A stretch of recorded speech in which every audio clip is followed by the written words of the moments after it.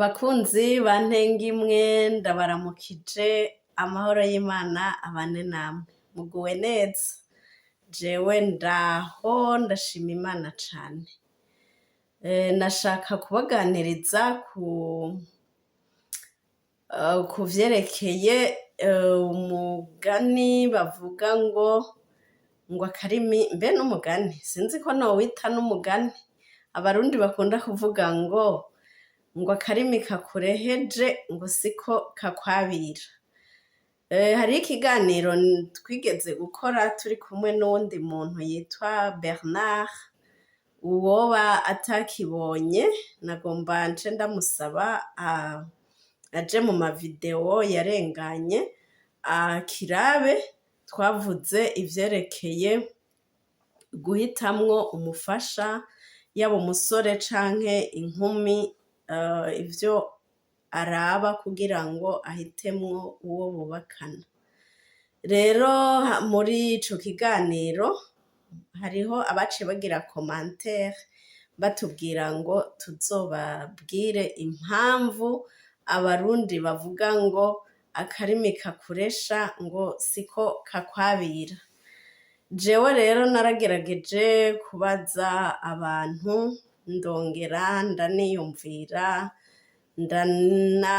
ndanitegereza ingene abantu bariko barareshanya babigenza n'ibikurikira mu nyuma bamaze kubana ico nabonye rero nico ngomba ndabashikirize nibaza nti bishobora kutaba vyo 100% ariko nawe niwagira ico uja guterera urahawe ikaze rero jewe novuga nti iyo abantu bariko barareshanya murazi ko umuhungu niwe aresha mu bisanzwe baravuga ngo umuhungu araresha hanyuma umukobwa nawe akareshwa muri ico gihe bose bagerageza kunyegeza utugeso tutari twiza baba bafise ntibaheza ngo batuvuge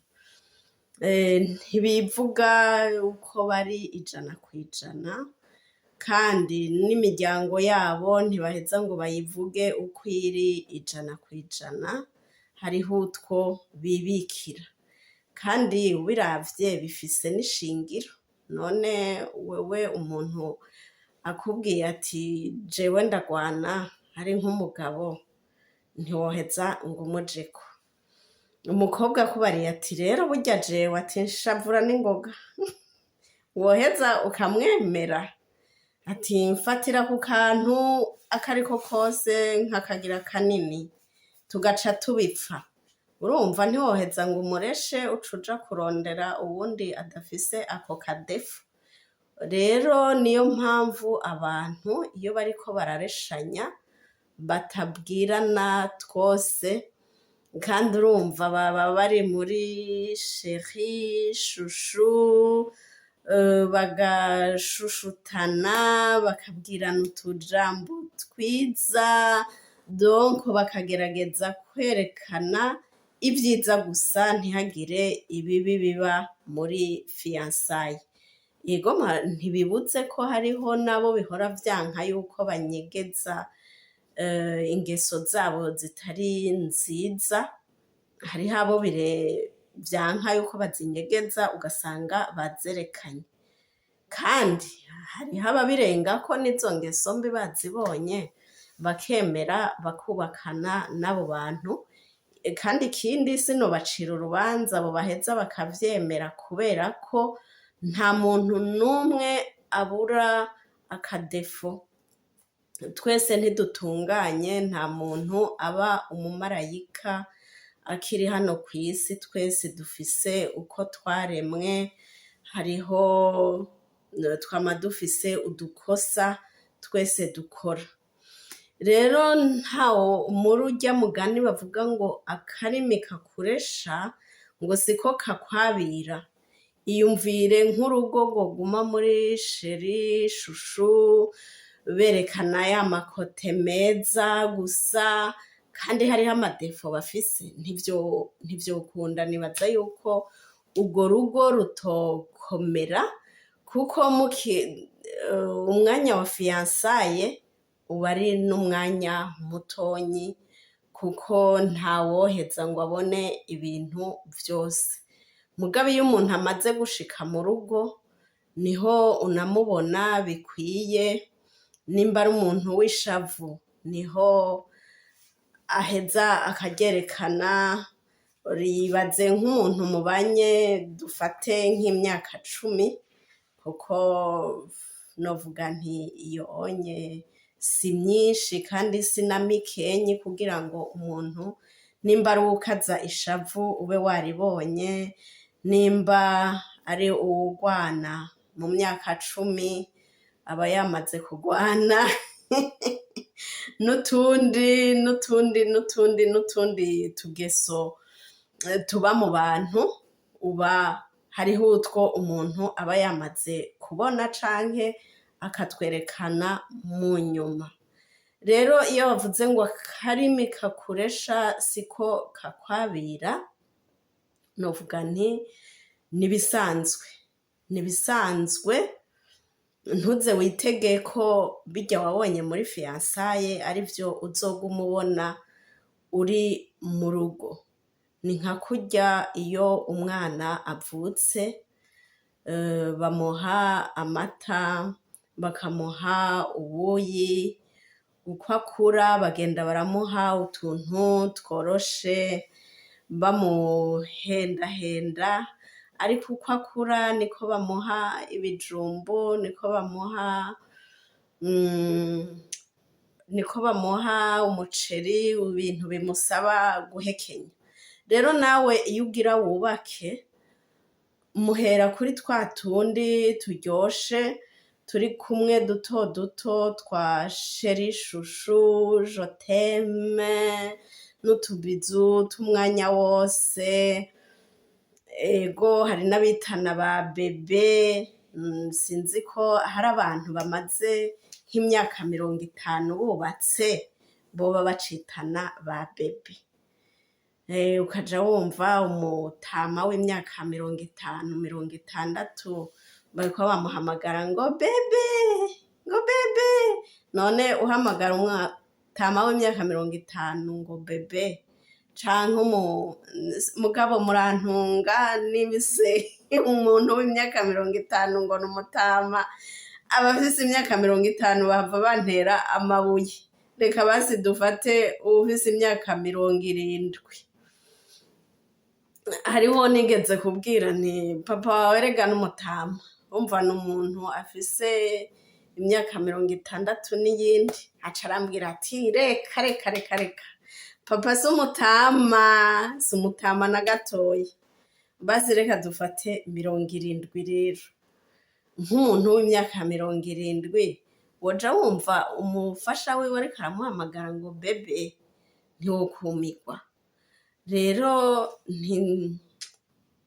niyo mpamvu abarundi bavuga bati akarimi kakuresha siko kakwabira, kuko ntimwoguma muri vya bindi vya sheri, shushu, kuko mumaze kubaka mutegerezwa kugira imigambi. Nimba ari abafise abana, muriga ingene abo bana biga amashuri, ingene mubarera, hakaza ibintu du sérieux vy'ukuri bisaba ubwenge, bisaba kwiyumvira ati dukore iki kugira ngo duteze imbere umuryango wacu. N'abakera rero nabo nyene kwari nk'uko, nubwo haba ukuranga, nk'abakera harabaho abaranzi.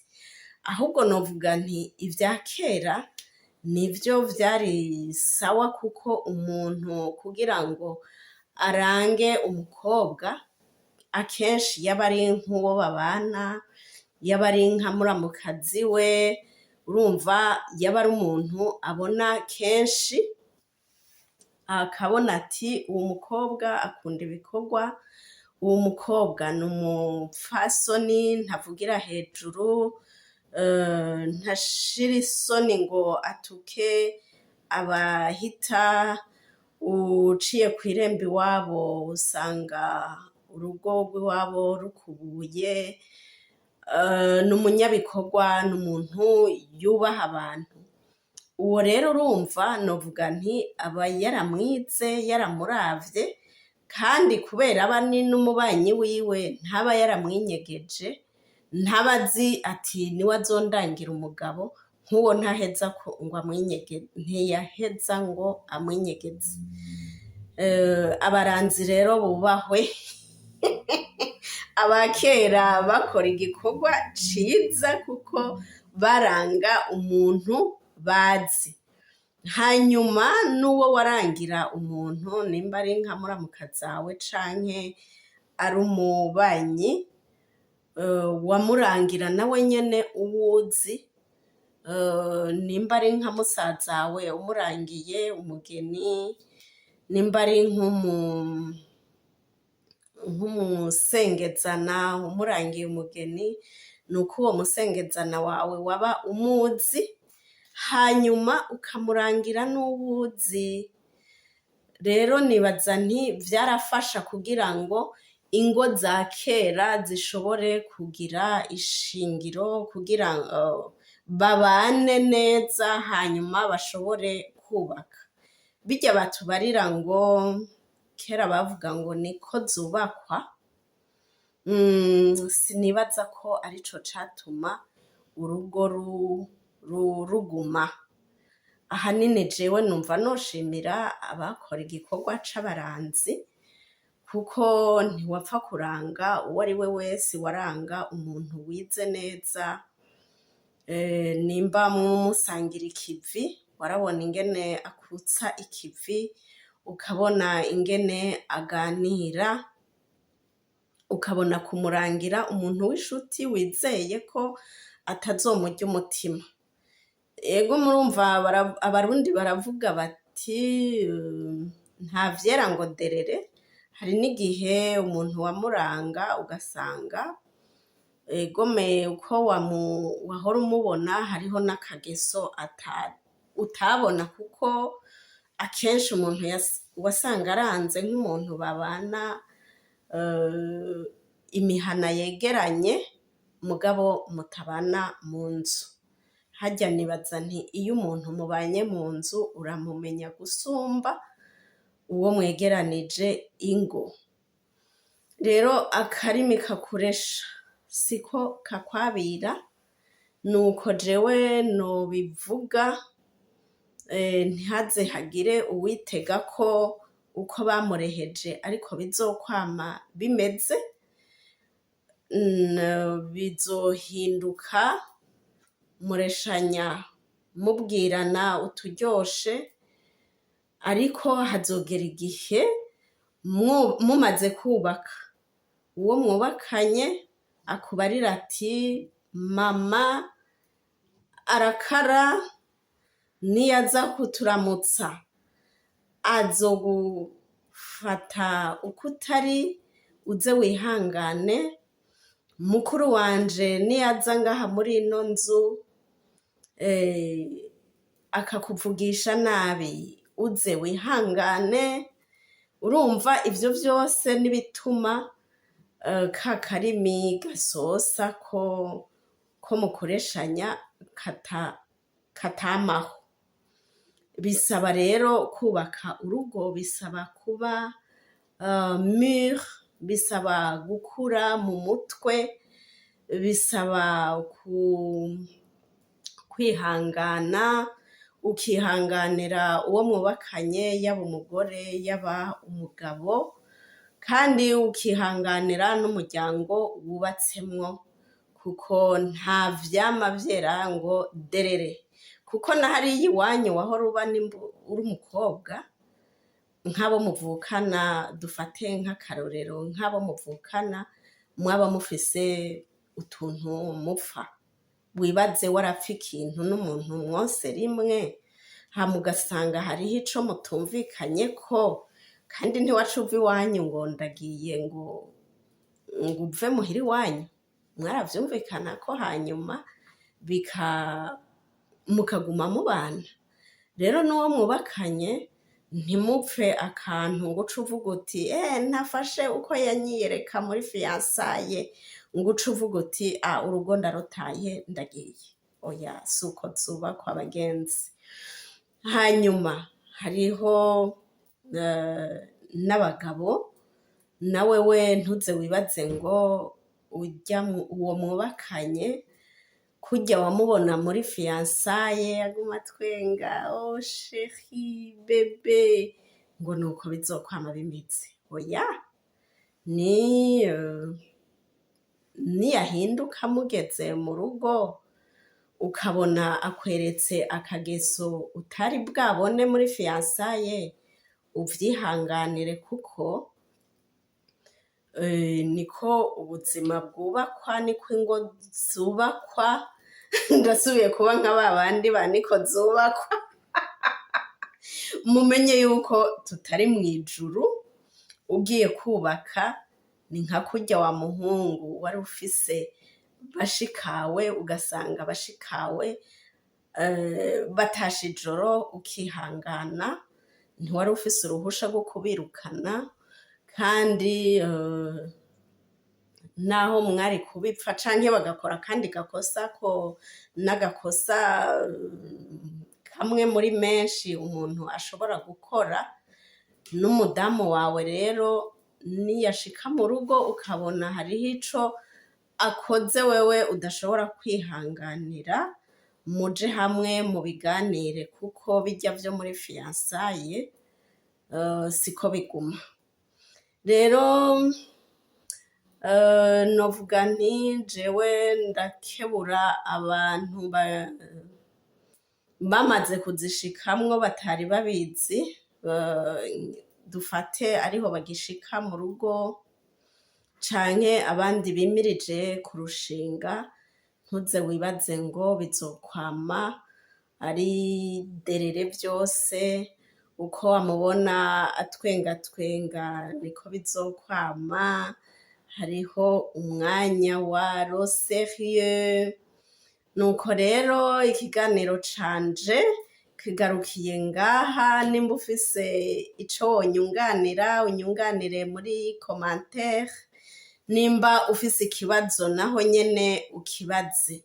Sinokwibagira kubwira umuntu atarakora sabone ayikore kugira ngo mubandanye mudukurikira muri benshi. Hanyuma ibyiza biri imbere, tuzosubira naho ubutaha.